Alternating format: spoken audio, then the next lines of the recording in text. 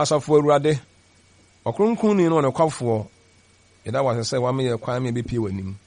onim ba yɛ nhyira emsi ya ba obɛhyira ansa ne yakɔ yɛda wase ɛwɔ Yesu din yi mu amen Amen. yo adɔfo nom yɛda Nyankopɔn ase na no ehunu sɛ esua bi kakra fa sɛ Elijah emra kɔ pie Nyankopɔn anim no. Elijah, he didn't lie before God, but he spoke out of ignorance. Okan semebre okoreport to Israel for no Nyankopɔn anim. Na nsem okan ba ko pɛ na okan ya na Nyankopɔn anya ntum. Sɛ ɔno nko ano hoti ni awaka wɔ Israel, he was the only saint na waka wɔ Israel, and he was the only righteous person na waka wɔ Israel. Nyankopɔn ka kyerɛ Elijah sɛ me woni part 7,000 mo saints before me.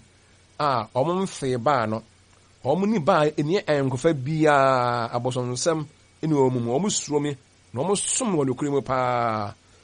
eno na ye beto adesua ne so na ehunu sɛ Nyankopɔn onim bia Awurade o ma nyina o ɔno ankasa ne hunim de nim de bia fa Nyankopɔn no ane hu bia no or perfect knowledge about himself and about his creatures so na body nso onim ni nyina ti ehun se Nyankopɔn na yɛ som no nyina de se adwene sɛ ɔyɛ omnipotent otimi ade nyina yɛ all powerful God. Nyankopɔn yɛ som no ɔyɛ omnipresent o ma nyina rade wɔ ba bia abrekoro no a wɔ ba bia mfanhye adwene mu saa na fe ɔyɛ omniscient God, ɔyɛ all knowing rade onim bia the Erade onim bibia so you all hearing God or tibi bia the enano so ye beto ya disu ya no so ne ahwe say Elijah ko pi Nyankopɔn anim nti ena ade asem ne say Elijah complained to God about Israel. Elijah complained to God about Israel. Elijah obo Israel for kwadu akire Nyankopɔn or reporto o man Nyankopɔn and then ye kan ho asem. So Elijah pleaded with God against Israel. He pleaded with God against Israel. In fact, he had no say. To Yesu yakɔ even say Elijah no, he appealed to God against Israel. Na ni nyina no and then ye besua ho asem. E kan Awurade ngoma no wɔ 1 Kings chapter 19:9-14. Ni aka 18 nso aka ho. Na oduru oboda no ho na osoye ho na hwɛ Awurade asɛm ba ne nkyɛn sɛ Elia ɛdeɛ na woyɛ wɔ ha woyɛ deɛ wɔ ha na ɔsɛ ne nku na matwema ma Awurade asafo Nyankopɔn sɛ Israelfo agya wapam wafɔre bɔkyi a na wadwiridwiri na wadiifoɔ no nso wɔde nkranta kunkuon na me nko na maka na ɔhwɛ me akume. Verse 11 hɔ no ɛna ɔkaa sɛ frɛni kɔgyina bepɔ no so Awurade anim na hwɛ Awurade betwaa mu na mframa kɛse a ɛden paapae emepɔ ne bubu abotan edi Awurade anim na nyɛ mframa no na Awurade wɔ na mframa no akyi no asase wosoɔ na asase wosoɔ na Awurade wɔ na asase wosoɔ no akyi no ogya na ogya no na Awurade wɔ na ogya no akyi mframa a ɛbɔ brɛ bi ene ediye na Elijah ɛteɛ no ɔde ne ngusuɔ ɛkata n'anim na ofiri kɔgyina Awurade anim na hwɛ ani bi ba ne nkyɛn sɛ Elijah ɛdeɛ na woyɛ wɔ ha woyɛ deɛ wɔ ha sɛ wo deɛ na woyɛ wɔ ha wɔsɛ ne nku na matwema ma Awurade asafo Nyankopɔn sɛ Israel agya wapam wafɔre bɔkyi a na wadwiridwiri na wadiifoɔ no nso wɔde nkranta kunku wɔn na me nko na maka ɔhwɛ me akume. Yɛka verse 19 wɔ no wɔsɛ nanso magya Israel mu nipa mpem so nkotodwa a enya nkoto ba a ɛne ano a enya mfee no ana na ɛnɛ adesua yi bɛboa yɛ bebree paa yie paa nti ne asɛde no sɛ Elijah complained to God about Israel. Elijah ɔbɔ ɔman no kɔdu ɔrepɔto ɔman no ɛwɔ ɛma Onyankopɔn anim ɛna yɛbɛhwɛ 5 charges bi a ɔyɛ 4 charges ɛwɔ Onyankopɔn no yɛbɛba no so. 4 charges Elijah yɛ ne sɛ 1 ɔbɔ 1 na ɔse didi kan no Elijah didi kan ne sɛ ɔse Israelfoɔ agya Nyankopɔn apam. That's charge didi kan a ɔbɔ no Nyankopɔn anim no sɛ Israelfoɔ ɔmo agya Awurade wapam. 2 wafɔre bɔkyi ano nso ɔmo adwiridwiri agu. 3 wadiifoɔ no nso wakunkum wɔn wɔde nkranta kunkum wɔn. 4 na ɔhwɛ me nko na maka de ehyɛ mi na ɔhwɛ me akume nti nneɛma nan ɔhwɛ me akume 4 charges ɛna ɔbɔ no Nyankopɔn anim a yɛbɛba soɔ ɛne na yɛbɛhwɛ complain ɔde kɔ Nyankopɔn anim no ɛna ɔno ankasa nso ɔmake 4 statements about himself before God ɔno nso ka nsɛm ahodoɔ bi na make 4 statements bi ɛfa ɔno ne ho nso kyerɛ Nyankopɔn ebi kan no yɛnhwɛ 3 statements ɔmake yɛ ne sɛ matwe ne nkunu mama wo ne nkunu na matwe ne nkunu mama wo Yehowa Nyankopɔn na matwe ne nkunu mama wo ɛno no nti na sɛ meka kakra bi fa ho a nsɛ Awurade nim bibia sɛ twe ne nkunu ma na wo hunu ɔyɛ all knowing God ɔyɛ omniscient God ɛne sɛ deɛ yɛbɛyɛ ma no biara ni hɔ a ɔnhunu na mu biara nso obɛtu yɛ ho ka di Elijah ka kyerɛ Nyankopɔn sɛ matwe ne nkunu ma nti mehwɛ katua afiri wo hɔ mantwe ne nkunu a maba a sɛ ba Israel diifoɔ no aka ne nyinaa ɛtwe ne nkunu ma ba a ɛyɛ sɛ abaayewa bi ɛtwe ne nkunu ɛkora ama ɔmaame agya awadeɛ na papa aware ɔba awoforo bi na afei ɔkɔtena ase na ɔtwe kora ama ɔmaame Elijah nso ɛtwe ne nkunu ama Onyankopɔn sɛdeɛ maa no yɛ no nyɛ koraa nti ase number 1 no first statement ɔkaa no sɛ matwe ne nkunu mama wo didi kaa no yɛhu sɛ ɔsɛ matwe ne nkunu ama wo Israelfoɔ no nso agya wapam apam a ɔno yɛ ɔmu nyinaa no wɔn agya ne hɔ sɛ wapam no wɔn nyinaa bu so baako no wɔn ni so 3 wɔn de nkrantɛ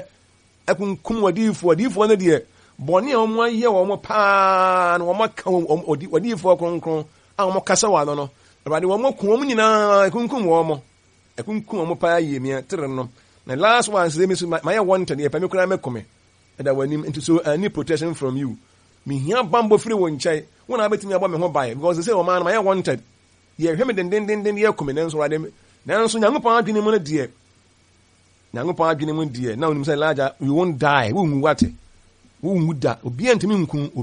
mfa nku da because mea Awurade me Yehowa Nyankopɔn no ma siesie sɛ me ma nka owuo nhwɛ me rapture me fa fra asase we so a womfo ni we ehunu owuo no saa be Nyankopɔn anka nkyɛ Elijah de ba nye Nyankopɔn adwene mu so ɔbɛyɛ saa ama no to wɔse call I will protect you kɔ na kɔ yɛsɛ obiara ntimi nyɛ ɔhwɛ wɔ manum obiara ntimi nyɛ ɔhwɛ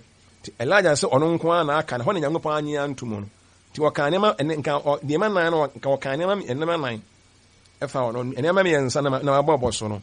ne mo wɔse me nko ara na maka wɔ manim a meyɛ ho tini I'm the only saint amaka I'm the only righteous person maka wɔ manim a mesom wɔ biara nsom Nyankopɔn sɛ hey I have thousands of sins in Israel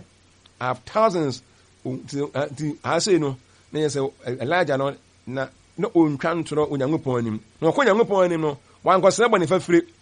ɛwɔ ebi amumuyɔdeɛ bi a wayɛ ho so kɔpi Nyankopɔn na afei na ne bɔne a wayɛ korɔno bi a wabɔbɔ awaresɛ yie bi ne adwaman bi ne nena bi a wayɛ no ɔde kɔ Nyankopɔn no kɔpi Nyankopɔn no ɔma Nyankopɔn no sɛ ni nkuma twe ne nkuna ma wonim wudi nti sɛ yɛpamia kuma yɛ wanted wudi nti ɛnyɛ mmea me nti me ma ɔkorɔ no na me nsa awadeɛ bi na yɛpɛ me akyɛ me akome sɛ makɔyɛ bɔne makɔdi nsamɔne bi makɔwie obi adeɛ bi anaa makɔkasa tia ɔman no kwanbɔne bi so ɛna yɛpɛ me akome no wo nti wo ho asɛm a meka ɛne ne nku na metwea ma wo nti no ɛna saa bere yɛpɛ me akome nti saa bere yɛn nso yɛkɔpi Nyankopɔn anim a yɛbɛtumi aka yɛn nso yɛn ho asɛmpa bi awɔ Nyankopɔn anim yɛbɛtumi aka yɛbrɛ bi a yɛbɔ yɛne koredie onyamesuro deɛ bɛtuma ka yɛn ho asɛmpa Onyankopɔn nyɛ sɛ bi Nyankopɔn ntimi yɛkɔ n'anim ntimi nka adɛfɛdɛfɛ asɛm bia Onyankopɔn anim o nti yɛn nso nti situation yɛwɔ mu nnɛ no ɔbra a yɛbɔ ne nnɛ no ɛno ho asɛm na ɛbɛkɔpi Nyankopɔn anim o nti ana yɛhɛ no nso paa na afei ɛdɛ baako a yɛsua kɔ no nso a yɛbɛbɔ wo sɛ tam a Awurade bisa Elijah sɛ first time obisa no sɛ ɛdeɛ bɛ na woyɛ wɔ ha sɛ Elijah wopɛdeɛ wɔ ha deɛ na woyɛ na ha sei no saa mmerɛ na onya hunu wɔ gya na onya hunu asase wosoɔ na onya hunu mframa a ɛbobɔ nanso na ɔka no a na ɔka the second time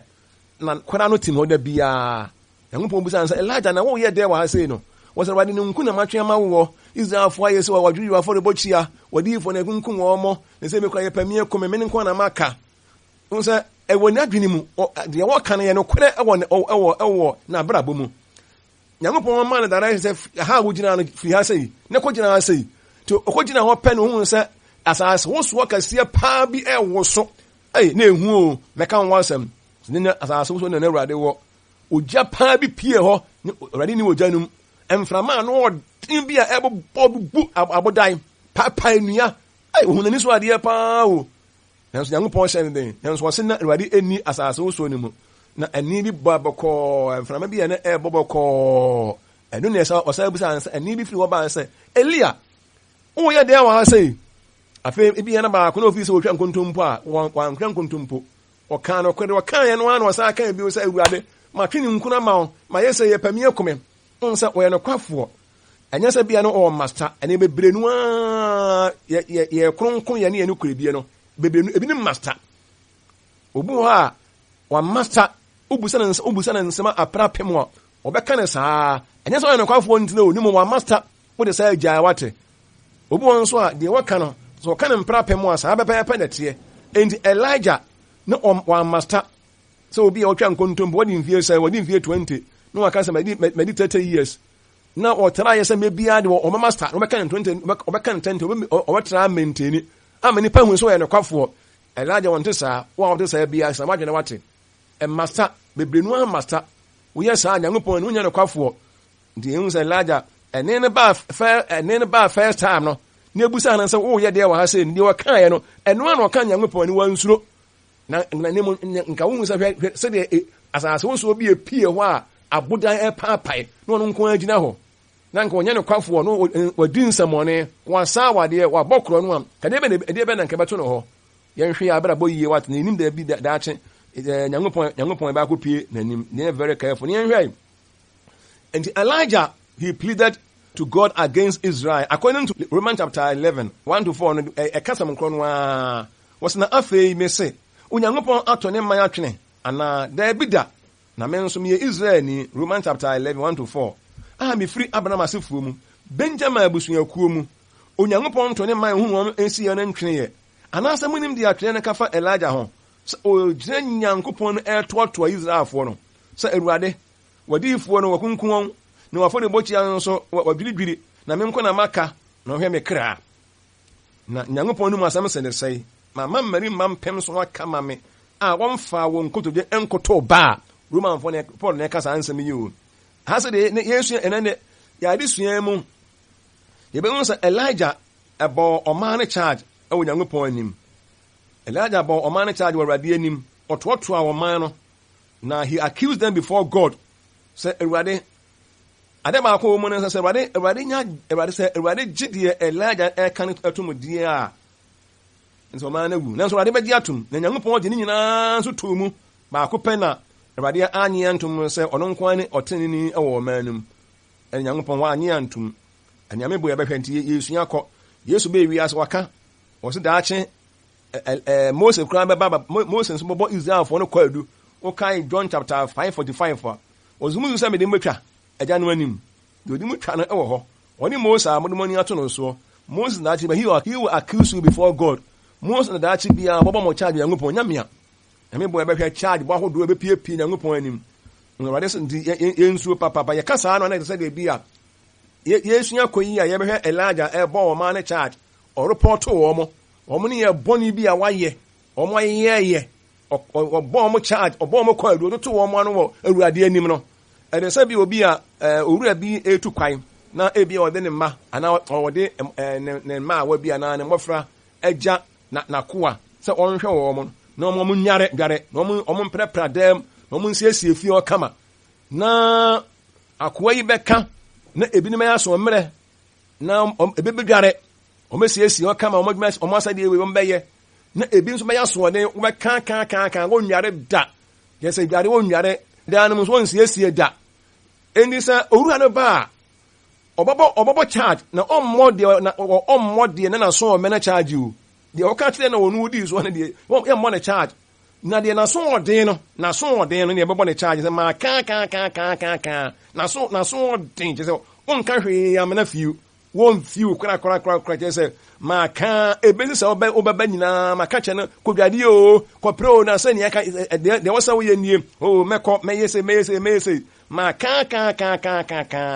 te o nyare da ye say asem bia ni obeka ebe kona sum ma ka endi we so owura no ba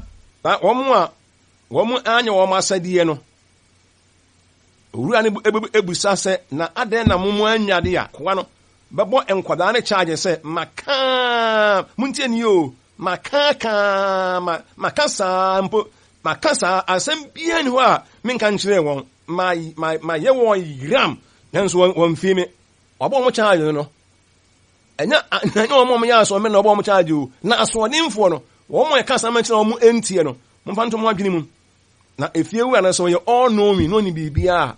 or the all know ni be testify say ehunu say dia kwa no kana ye no kure enya otan imo kaya ndi mfa nhyia adwene mu say nyame yesu nya kro no asodinfo na ye bo wo charge nya so menafu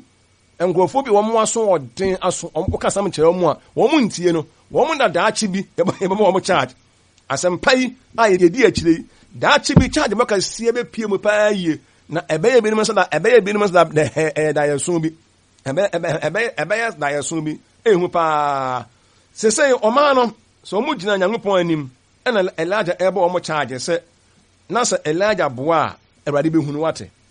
wa fori bochia o man ni se o man se ni se Awurade be busa won se enti de Elijah e kan wo boa mo nkan se de Elijah Nyankopɔn anim so ehu o abofo domo ejina sama fence no ne charabo no ne dompa ne se de kala na sia ye wias kala no sia ye Nyankopɔn na wotina temu adwa so sama na de wonte even se bi na hinga so no wa firi na hinga so na fa obetena na judgment seat that temu adwa no so there will be no mercy nanim gina so huye na fe se de Elijah kan wo boa monto mapam mubu mafori bochi enwuye munku medifo munhwe Elijah kunu ana yes or no yes or no no kura na ansanya no kure tesa na se entis asset sabe pepe dia ene o man o munya bail ehu pa na omnipresent and omniscient God no will be a witness on the bear dancing se akobibi ekoso bi Awurade hunu eni de Elijah kan nyina wo boa sami hunu ye wo boa mo nka na mo hwe Elijah ku no munku medifo mu mafore bochi enu mu ye mo nsa awade mo mo okro no yanka nkyerem nsa de we monye ye oboa mo nka obo mo charge and the charge body charge bo baba da achi o kwadu bo baba da achi against some people asodin fo ngofo bi omo aso odin omo ya gidi fo omo aso odin no ehu pa ye pa na Nyankopɔn be confirm the omniscient power no e confirm we are afedie na ayi huntim eti man messenger of God bia de say utimi ka no kore e kire nipa na da achi bia no bo mo charge ya eyie no kore ne ye ka kire mo no ye tumofo ye kasa kire mo awia ne anadwo ye da bia fifire free ye kasa kire mo da bia wo yo nanso ade ba akwan ni kan tia se ne se 7,000 cents ne die 7,000 cents ne die o mon ka charge na Elijah ebo o mo no 7,000 cents no awotefo mpem so no a o mo de o mon ko to ba no charge na Elijah ebo o mo say Israelfo eja ayese no o mo de o mon ka ho ebi se wuntumi emmo obi a onye bone charge Nyankopɔn ni mu obi nya bone ko bone charge say untimi mo obi a onye ade a wo se waye ne charge wonye ade a wonye okobɔ ne charge obi a wono wo ye na asadie bia pepepe awurade anim okobɔ how wo se nkora yi yesi o munyare o mun sie dem ebi na dware ebi sie dem ebe na okobɔ ne charge de wonye ye na so odinfo na o munyare ye ne yesi o munyare ye wote wono a waka na so den na so awuo no wonye okobɔ mo charge Nyankopɔn anim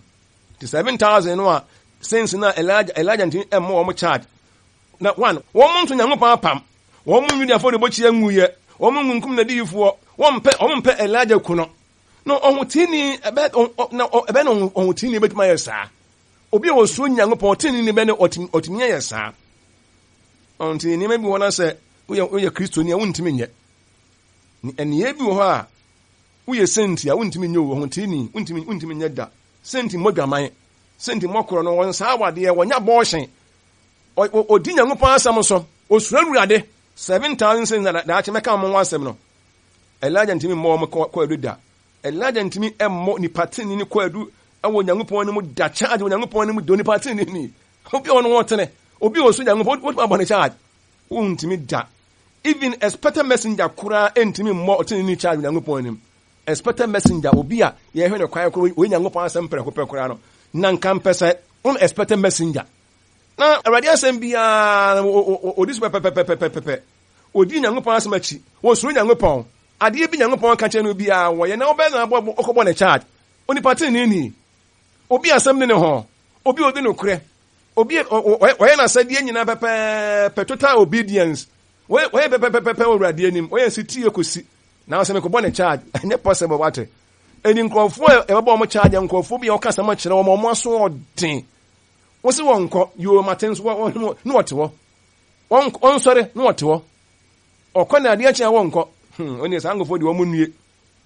tuntimi obi ani hɔ untimi mmɔ onipate ni charge da nti 7,000 no ana ɔmo Israel no na Elijah report ɔman no ɔbɔ ɔmo kwadu ɔbɔ ɔmo charge ɔyɛ complain when Nyankopɔn against ɔyɛ plead against them he was plead against them he was appealing to God against them so everybody say no ɔmo ayɛ ma twini nkuna ma they say ɔman no de akɔnie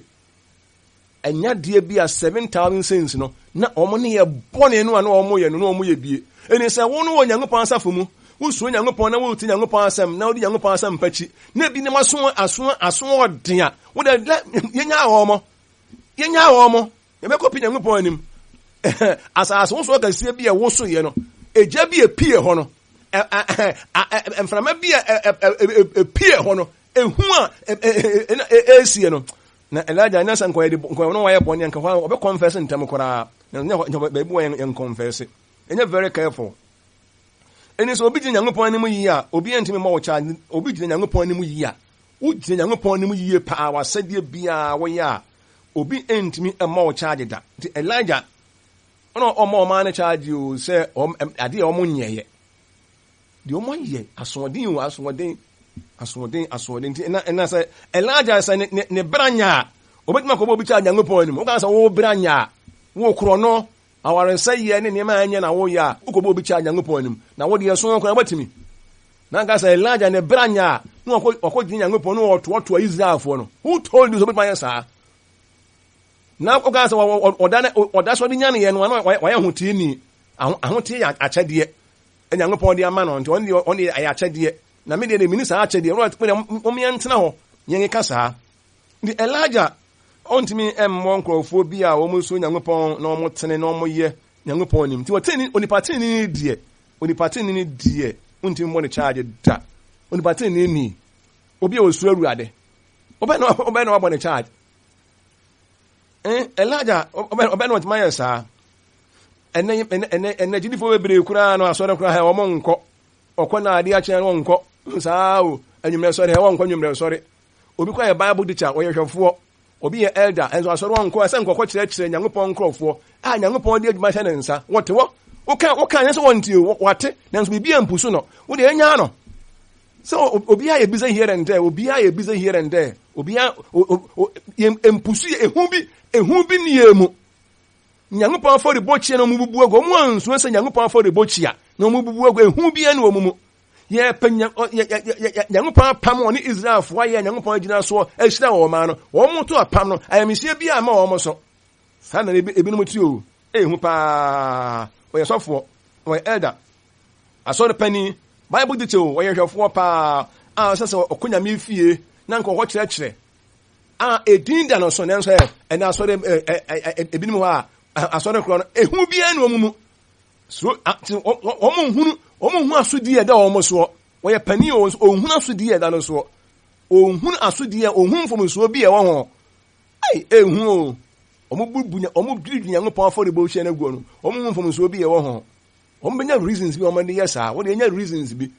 ɛna ni pa keka Nyankopɔn ho asɛmbɔni ɛnyɛ very ebi mo kora doing more than that ko ebi mu ntua na ontua kora na wakasa wotua na onukure mu okotua mpo no kasa wo de so otua ne montua ne wontua ne no kure mu wontua kora wo nyame fie papa bibi nyame fie bia wonnya bi on de ya na say wakwa asori ya pon wakọ ne ba bi nyame so papa nie atini modern ne pepe ene ye monwono ene ne mebebre na edade we bebre nu abrabo mu yenye very careful say ehunu asodi eda ye so say ehunu asodi a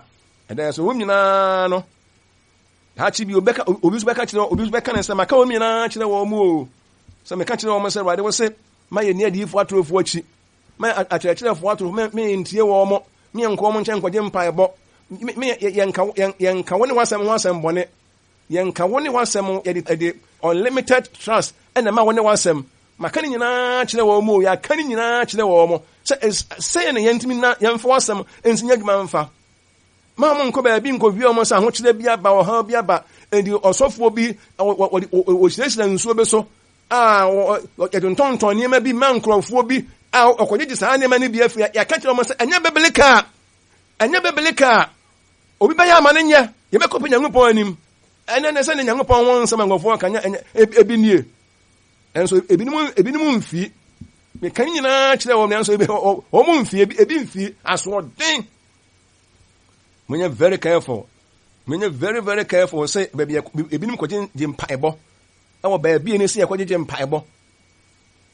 nsɛnsɛm binom nsɛnsɛm yɛwɔ dwuma mu no koredie yɛaka wɔn nyinaa kyerɛ mo sɛ mma mo yu nya mo yu mo da bi nya mo da bi yɛma mo den sɛ nyame adwuma yɛbɛyɛ no kure mu asɛmpa tere yɛbɛkɔ mpaabɔ yɛbɛbɔ mpayɛ adeɛ bi nyameso mpa ɔma yɛbɛma yɛne nua no bɛtena kama yɛ tax adwuma ne yɛ tax yɛbɛtua adeɛ bi a yɛyɛ biara ɛyɛ nyame asɛm biara no yɛbɛdi so na obi a ɔyɛ saa adeɛ wɔ nyinaa no hwan na ɛbɛtumi abɔ nipa tene ne charge hwan na ɛbɛtumi acomplain ayɛ complain wɔ Nyankopɔn anim ne Nyankopɔn agye ato mu hwan na ɛbɛtumi onipa tene ne biara ne asase wɔ so a wɔsoro Awurade ɔntene ne biara ne hɔ a obi bɛtumi abɔ charge da wɔ Awurade anim abra wɔyɛ wasɛdeɛ na deɛ bɛ na ogyina so abɔ wasɛdeɛ wɔ Nyankopɔn court hɔ bɔne bɛn na wayɛ efi bɛn na wɔ ho kasafo bɛn na wayɛ ɔbra bɔne bɛn na wabɔ a enti obi bɛnya tumi mese even expected messenger koraa na ɔyɛ atwɛ ne ho asɛm atoɔ koraa no ɔntumi mmɔ onipa tene ni obi a ɔso Nyankopɔn na odi n'asɛm so pɛpɛɛpɛ na wɔyɛ n'apɛdeɛ nyinaa ma no ɔkɔbɔ ne charge sɛe nkwadaa yi yɛso mu nyare na mo nsiesie fie ebia yɛsitie adware wɔn mo nsiesie fie wɔ kama charge bɛn na akɔbɔ akwadaa no na soɔdenfoɔ no wɔdware nso so mpra wobɛyɛ ne yiram wobɛka ebinom a wɔn asoɔden sika yɛ wɔn fɛfɛɛfɛ wɔn da agye nyinaa no wɔn de som wɔn nko a wɔn ni time Awurade wɔn yɛhwɛ ne yie wate mmerɛ nkyɛn de asɛm bɛ na wie yie adɔfo no yɛbɛka general one no ɛwɔ general one ɛnɛ deɛ maka Elijah deɛ sɛ ɔbɔ ɔman no kɔ adu Awurade anim ɔyɛ wɔn complain ma Awurade afei Onyankopɔn no yɛ bɔ charge wie na de saa woka sɛ Nyankopɔn no mɔbrohu wɔ hɔ woka sɛ yɛkɔsrɛ Nyankopɔn tena atemmuo bia no so a yɛpa kyɛw yɛsrɛ bɔ ne fafire ebi ni hɔ yɛka maka ndidaakye obi nso bɛka sɛ meka wɔnom nyinaa kyerɛ wɔn mo meka wɔnom nyinaa kyerɛ wɔn mo ne wɔn asoɔden ne ebi nso asoɔmmerɛ enti asoɔmmerɛfoɔ wɔn mo yɛ sitie deɛ obiara nkɔbɔ mo charge Nyankopɔn ne mu da wate tie wasɛdeɛ wo obi nyina asɛdeɛ yɛ asɔre pani wɔn kwa sɔre ne opa biara na wɔyɛ kristoni na sɔre kora sɛe anyim yɛ nkɔ yɛ fon wɔn ne miamia so a social media ne yɛda mpaabɔ yɛ mmɔ hey ehu o na Elijah bɔ mo charge Nyankopɔn ne mu a ɛyɛ ne mo yɛ nsu wate mo yɛ nsu bɔ mo charge Nyankopɔn ne mu daakye obi bɔ charge ana yɛsrɛ wale sɛ ɔho yɛ mmɔbɔ wɔn mo ayɛ onipa tene ne deɛ wɔyɛ na asɛdeɛ enti obi ntimi nyɛ ne complain Nyankopɔn ne mu da yɛ wasɛdeɛ obi ntimi mmɔ charge Nyankopɔn ne mu da biara da yɛde Awurade ase ɛwɔ Yesu din yi mu amen.